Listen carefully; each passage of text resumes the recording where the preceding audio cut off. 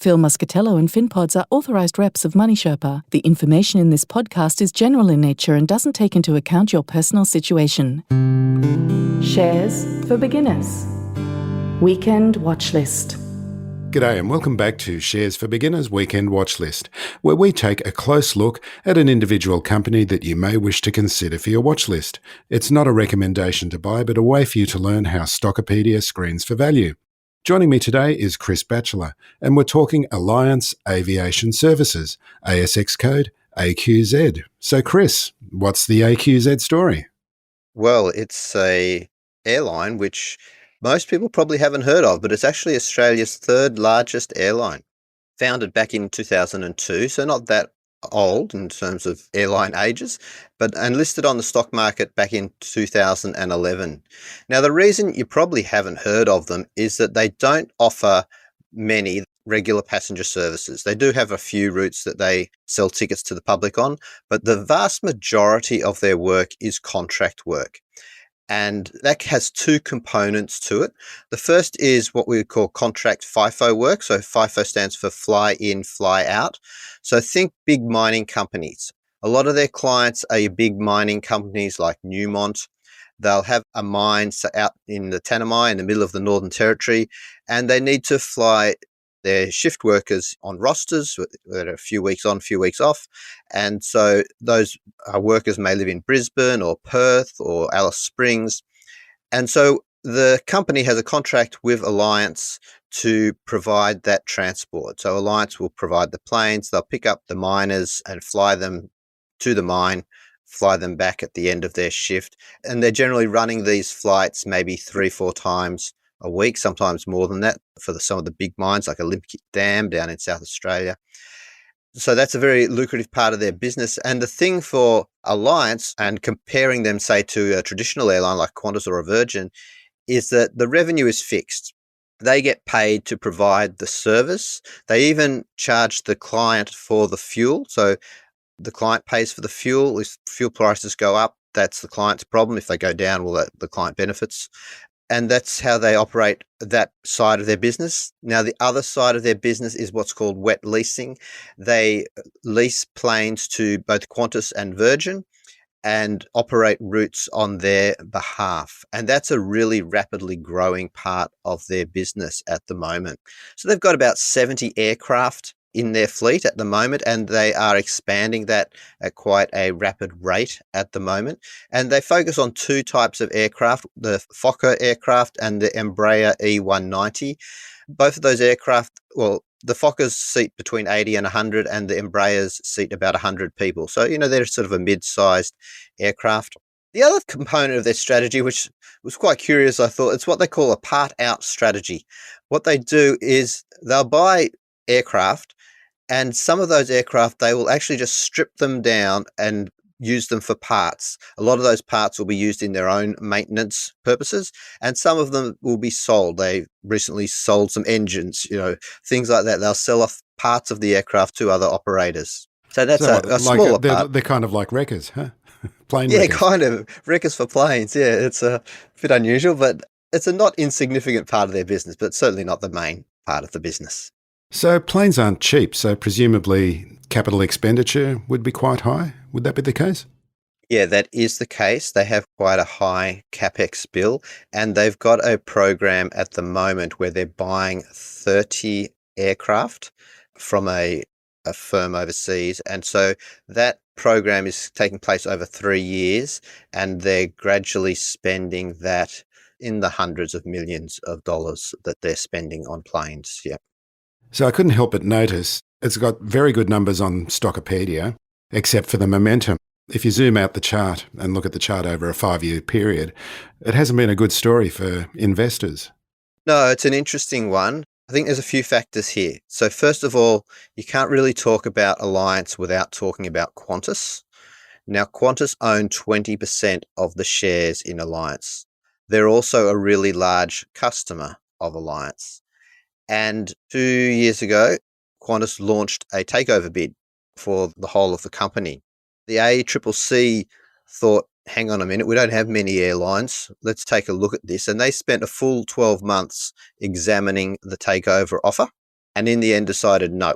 They rejected the offer. Qantas thought about appealing and spent a bit of time thinking about that. In the end, they decided not to. So October of last year, Qantas pulled out, said, okay, we're not proceeding with that deal. But they still hold 20% of the stock. So I think that overhang and that sort of uncertainty as to what is Qantas' next move does provide a drag on the stock. And also, the stock is not that widely traded. It's a little bit illiquid. So that obviously impacts the share price and demand for the shares. Its market cap is almost $500 million. So it's not a small stock, but then again, it's not a big stock in comparison with some of its competitors or other stocks that are available, particularly Qantas, obviously. So yeah, it hasn't really gone anywhere, and this whole takeover play has been a major factor in that, I would think. That said, it ranks really well on a value, and we'll probably talk about this in a minute, but the fact that it's cheap means that it looks attractive from a value perspective. So run us through those numbers. Why is it looking like a value stock at the moment? Yeah, so the first thing that a value investor probably looks at is the PE ratio, and it's 7.5. So that's a really low PE ratio. You're typically looking at 14 to 15 for a PE ratio. So 7.5 is nearly half of that. Another reason why it might be unattractive is that it hasn't paid a dividend for a number of years, since I think 2019, and is not planning to for a couple more years. We mentioned that capital expenditure program where they're buying hundreds of millions of dollars worth of planes, and that will play out until 2026. They've stated that they're not going to pay any dividends until that is complete. But at that point in time, they will then start to generate a large amount of cash, and their intention is to start paying dividends. So for anyone who is an income investor, then they're obviously not going to be looking at Alliance at this point in time. So that would detract from the share, probably is one of the reasons why the share price is cheap. But when you look at the earnings and when you look at the growth, there's a lot to like about it. The business has been growing really strongly, and it seems that there is a very strong demand for their services. Normally, when you look at a business and you think, what are its growth prospects? The first thing you look at is the demand. But in this case, it does seem that there's very strong demand. What's a challenge is the supply. And by that, I mean the supply of aircraft, the ability to meet the capacity requirements, not only aircraft, but it's one thing to have a plane. You've got to have people to fly it and do all the other tasks associated with getting a plane in the air. And staff is an issue. They invest a lot in both recruiting staff and also training staff. And of course, when you think about training a pilot is not just a case of sitting in a classroom. You've got to get them into simulators, and those simulators are not on every street corner. So, you've got to get access to those as well. So there's a lot of pieces that have to come together, and they're managing that quite well. But that seems to be the constraint. As soon as they can bring on a new plane, they seem to fill it. And the planes that they have lined up in this capital expenditure program, they're already spoken for in terms of their mainly in the wet leasing side of the business. The wet leasing side of the business literally doubled in the last half year. So it's growing really strongly. Their revenue was up 28% in the last half year, which again was largely driven by the wet leasing. EBITDA increased 90%, and their actual bottom line profits increased by 300%. So, really strong growth we're seeing here. And the growth is forecast to continue into the next couple of years at least. It's not covered by a lot of analysts, only 4 analysts, but those 4 analysts are quite optimistic on their outlook. Are you picking shares on gut instinct? Buying on press tips or rumours? Do you struggle to find the time to keep up with the research and analysis that goes into evaluating potential stocks? Stockopedia are pleased to offer a special deal to listeners of this podcast, a 14-day free trial and a 10% discount on the first year of membership. Sign up now at y.stockopedia.com/SFB. There's no better time to access the most comprehensive, easy-to-use investing toolbox for DIY share investors. 10% off, 14-day free trial and a 30-day money-back guarantee. That's y.stockopedia.com/SFB. What is the difference between wet and dry leasing? I'm still not clear on that. Yeah, I must admit, when I first looked, I thought, what on earth does that mean? What it is a wet lease is where Alliance provide the plane, but they also provide the staff, and basically they manage everything to do with the flight. Whereas a dry lease is, here's the plane, you operate it. And so with the wet lease, they're paid based on the utilization of the plane, based on the amount of hours flown. Whereas a dry lease, it's here's a plane, you pay us X dollars a month, you operate it, you staff it, etc., etc. Sort of like a hire car. Yeah, that's Yep. right. Yeah, Mhm. as opposed to a chauffeur-driven car. Yeah. So I believe there's a new CEO in March who's been appointed. Yeah, that's correct. This is a bit of a company which is a story of longevity. The initial CEO, Scott McMillan, was one of the founders of the business back in 2002. Now, he has remained as managing director, so he's focusing now on strategy and corporate development and growth. But he handed over the CEO role to Stuart Tully, and Stuart will be handling all of the day-to-day operations. Now, Stuart, again, has been with the company since 2015. He was previously the chief operating officer. So it's a very sort of seamless transition, but they're dividing up those roles. So as Scott McMillan can focus in on the growth side of the business and Stuart Tully on the day-to-day side. So that came into effect in March. Any thoughts on his quality as a CEO? Well, I think just the way that the business has grown and progressed over the last 20 years shows that they are a well-run business. I don't know anything about either man aside from that, but you look at their track record and it's pretty positive. They've both been a part of the business for a significant period of time, so they've obviously had a major impact on how the business has performed. So I've noticed that this stock qualifies for the James O'Shaughnessy Cornerstone Growth Screen. What is this, and does this qualify AQZ as a cheap stock on the mend, as mentioned in the Cornerstone Growth Screen? Yeah, sure. So what we do in Stockopedia, we have a number of pre-made screens that users can look at to assess how certain stocks are going according to the criteria of various well-known investors. Now, James O'Shaughnessy is a fund manager in the US and wrote a book called What Works on Wall Street. And this screen uses the criteria that he likes to follow, one of which is momentum, hence that slip.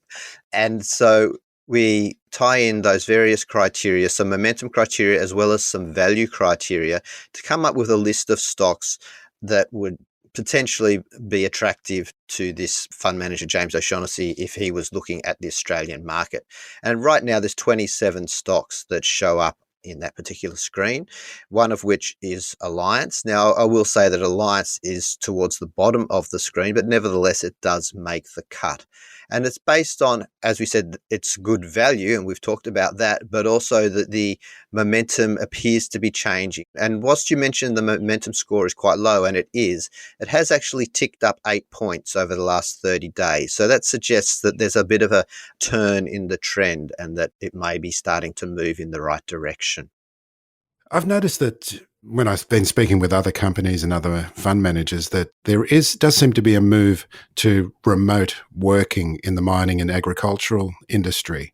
Do you think this might turn into a headwind for a stock like this one? It's possible in the very long term, but in the short term, no, I don't really think so. I'm thinking about those autonomous vehicles and this drone company that actually, one of those autonomous trucks has a tumbleweed in front of it. It can't move and they have to send a drone out to move the tumbleweed. But this doesn't require boots on the ground. Yeah, I know where you're coming from. Are less people going to be traveling to these mines? And that's possible one day. I think that day is a long way off, though. I think there's still a long runway, so to speak, of years of people still traveling to mines in remote locations and needing to be transported there. And obviously, that's a major part of their business. And I think once you've got a mine up and running, it's a steady business that runs for 30 years, say, and that's the sorts of timeframes that I think we're looking at here. And that's not the only side of their business either. As I mentioned, there's the whole wet leasing side of the business, which is growing rapidly. Let's have a look at the balance sheet, because you did mention they have quite large capital expenditure, but how has that impact on the balance sheet? Yeah, obviously it does have an impact, but the balance sheet is I would say well managed. So if we look at the net financial debt to equity, it's 65%. That's high, but it's certainly not obscenely high. About 70% of the total assets on their balance sheet are the carrying cost of the aircraft. So effectively, they're funding their aircraft with debt, but they're generating a positive operating cash flow. Now, we did mention that the free cash flow is negative, and that's due to the fact that they're spending all this money on aircraft. But their actual operations are generating good, strong cash flow, and they're using that to service the debt and pay for these aircraft. So overall, I think the balance sheet is pretty steady, and it's certainly in our bankruptcy risk score, it is in the safe zone. So, what are your final thoughts on the outlook for AQZ? Yeah, I think it's a pretty positive story. Possibly one that's a little bit misunderstood and not focused on, because as we mentioned, not a lot of people are aware of it. There's probably also a little bit of a negative sentiment in the market, with Bonza having gone belly up not long ago. Their business models are very, very different. So yeah, I don't associate Bonza with Alliance all that closely because they've got such different business models. But nevertheless, people think aeroplanes and put them in the same basket. They're known for their safety and on-time performance as well, so they're some of their real strengths. I think it's a really interesting business and one to keep a close eye on. So, tell us about Stockopedia's end of financial year sale. What's on offer for listeners? Yes, so coming up to the end of financial year, we do have a good promotion going. We're offering a 15% discount if you subscribe to Australia or to Australia and the US, and we're also going to throw in a book by well-known fund manager Roger Montgomery, who's written a book called Value Able. So we'll provide a copy of that book free of charge, a hard copy, and also an ebook that we've written on what we call the strategy maps, the different strategies that you can use when investing in the share market. So a really good package deal there, available throughout the month of June. And if you do want to go for one of our larger packages where we offer global stocks, we'll do a 20% discount on that. That's for 3 or more regions. Okay, so we'll put all the links in the show notes and the episode notes for this great deal. Just as a matter of interest, how long have you been operating for now? Has it been a couple of years yet? Well, Stockopedia itself started in 2012, but the Australian team was set up just over 18 months ago. Oh, congratulations. It's been going well. It's been a great read. Yeah, we're enjoying it and it's going really well. Chris Batchelor, thanks very much for joining me today. Thanks, Phil. It's always a pleasure. Thanks for listening to Shares for Beginners. You can find more at sharesforbeginners.com. If you enjoy listening, please take a moment to rate or review in your podcast player, or tell a friend who might want to learn more about investing for their future.